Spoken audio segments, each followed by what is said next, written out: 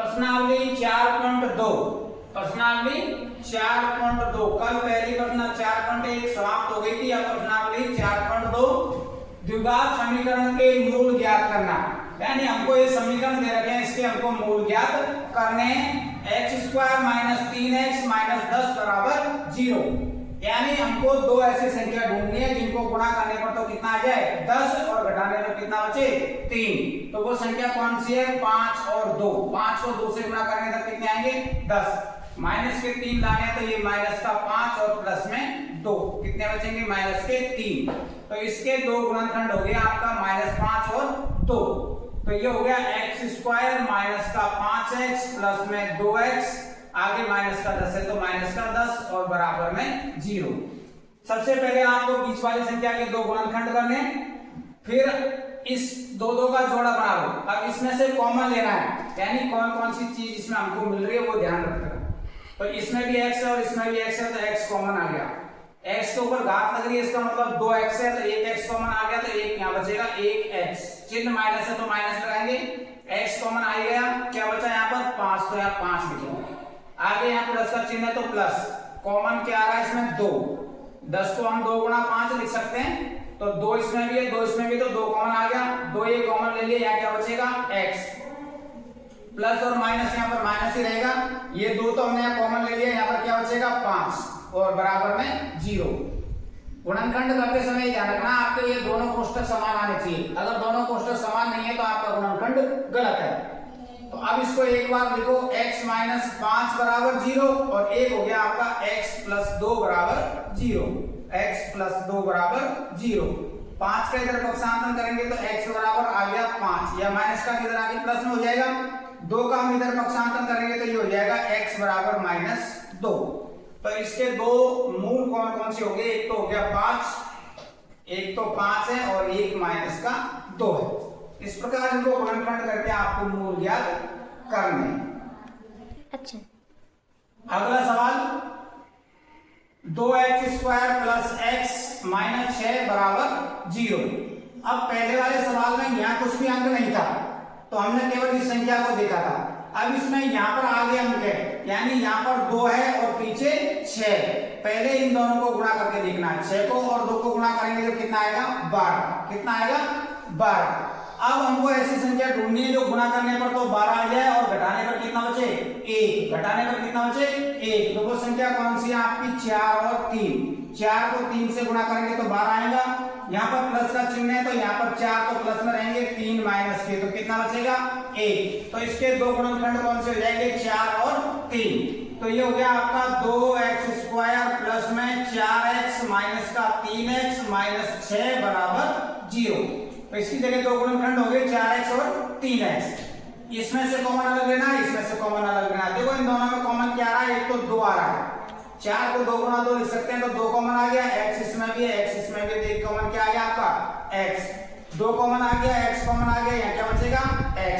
चिन्ह प्लस है तो प्लस, x कॉमन आएगा, 2 यहाँ पर बचेगा।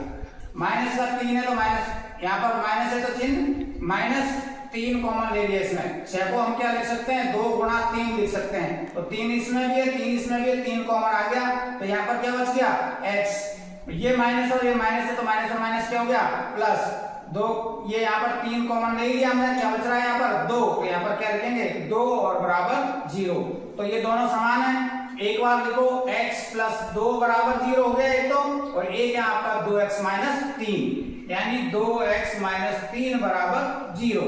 पक्षांतर करेंगे तो इधर जाके माइनस हो जाएगा, x बराबर -2।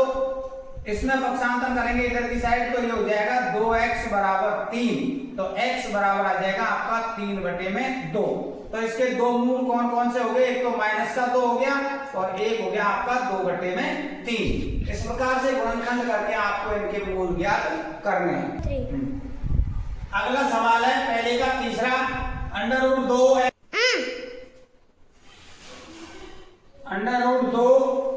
x² + 7x + 5 √2। अब देखो इसको और इसको गुणा करके देखो, गुणा करेंगे ये हो गया 5 √2 गुणा √2। √2 को √2 से गुणा करते हैं तो 2 आता है, 2 को और 5 को गुणा करेंगे तो कितना आएगा 10।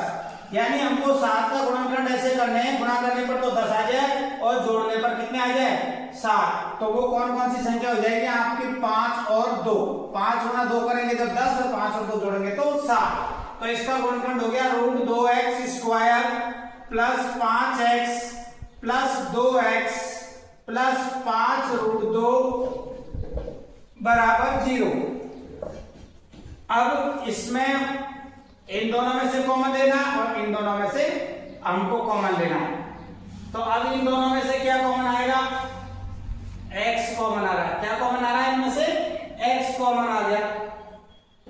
2 को पहले लिख लेते हैं, इसमें यहां पर पहले लिख देते हैं हम 2 और यहां लिख देते हैं 5, क्योंकि उस वाली संख्या में 5 है, इस वाले में 2 है, तो 5 को बाद में लिख देते हैं, 2 को पहले लिख देते हैं। अब ये इसमें से कॉमन लेना है। देखो 2 का मतलब क्या होता है, अभी देखो √2 और √2, इसका मतलब √2 है, तो एक तो कॉमन क्या आ गया इसमें √2 और ये यहाँ पर √2 कॉमन आ गया और x और कॉमन आएगा। क्या कॉमन आएगा यहाँ पर x, √2 कॉमन आ गया, एक x कॉमन आ गया, तो यहाँ पर क्या बचेगा एक x। इस 2 का मतलब है √2 गुणा √2, तो एक तो अपन ने कॉमन ले लिया, तो क्या बचेगा यहाँ पर √2। ऐसे ही देखो ये यहाँ पर एक तो इन दोनों में कॉमन क्या आ रहा है 5, क्या कॉमन आ रहा है इनमें, प्लस में लिख देंगे 5 कॉमन आ रहा है, तो 5 लिख लिया। तो यहाँ पर क्या बच गया x, प्लस का चिन्ह है तो प्लस 5 कॉमन ले लिया, यहाँ पर क्या बचेगा √2 बराबर में 0। इन दोनों को एक साथ समान है तो लिख देते हैं x प्लस √2 बराबर 0 और एक हो जाएगा आपका √2x प्लस 5 बराबर 0। पक्षांतरण करेंगे तो x बराबर ये माइनस का √2 हो गया, इसमें पक्षांतरण करेंगे इधर तो हो जाएगा √2x बराबर माइनस के 5, तो x बराबर आ जाएगा माइनस के 5 बटे में √2। इस प्रकार इसके दो गुणनखंड कौन कौन से हो गए, दो मूल, एक तो आ गया आपका √2 और दूसरा आ गया माइनस के 5 बटे में √2। इस प्रकार से इस सवाल के दो आपके मूल हो गए।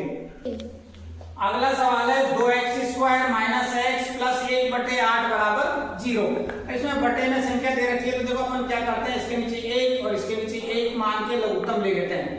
1 का भाग दिया 8 में, 8 बार 8 को 2 से गुणा करेंगे तो 16x² माइनस 1 का भाग 1 में 8 बार 8 को x से गुणा करेंगे तो 8x प्लस का चिन्ह है तो प्लस 8 का भाग 8 में 1 बार 1 को 1 से गुणा करेंगे तो 1 और बराबर में 0।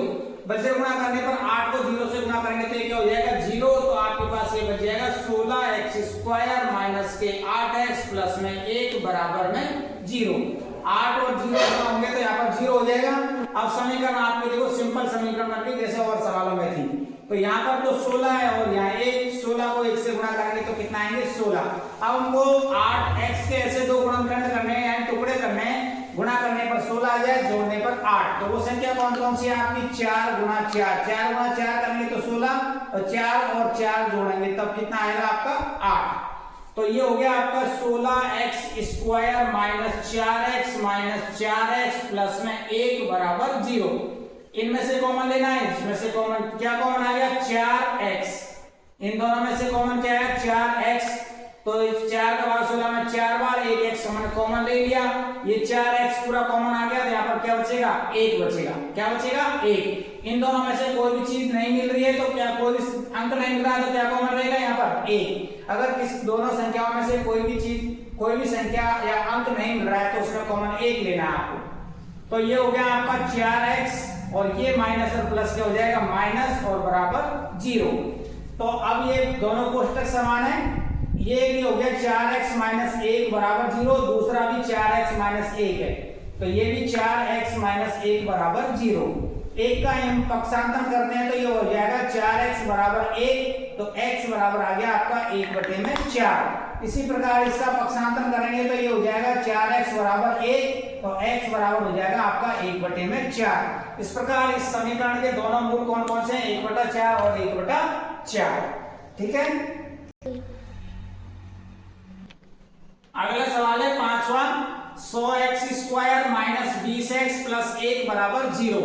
100 को 1 से गुणा करेंगे तो कितना आएगा 100, यानी 20 के हमको दो ऐसे भाग टुकड़े करने हैं, गुणा करने पर 100 आ जाए और जोड़ने पर 20, तो वो कौन कौन सी संख्या हो जाएगी आपकी 10 गुणा 10, 10 गुणा 10 करेंगे तो 100 10 गुणा 10 करेंगे तो 100, माइनस के 20 है इसलिए ये -10 बराबर -20।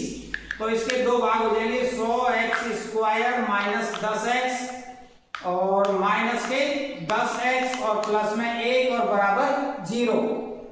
इन दोनों में से कॉमन और इन दोनों में से कॉमन क्या आएगा यहाँ पर 10 का भाग 100 में देंगे तो 10x कॉमन आएगा, 10 बचेगा यहाँ और x, चिन्ह माइनस है तो माइनस 10x पूरा हमने कॉमन ले लिया, यहाँ क्या बचेगा 1, माइनस का चिन्ह है तो यहाँ माइनस लगाएंगे, 10x और 1 में से क्या कॉमन आएगा 1 कॉमन आएगा, ये हो गया 10x, ये माइनस और ये प्लस क्या हो जाएगा यहाँ माइनस बराबर 0।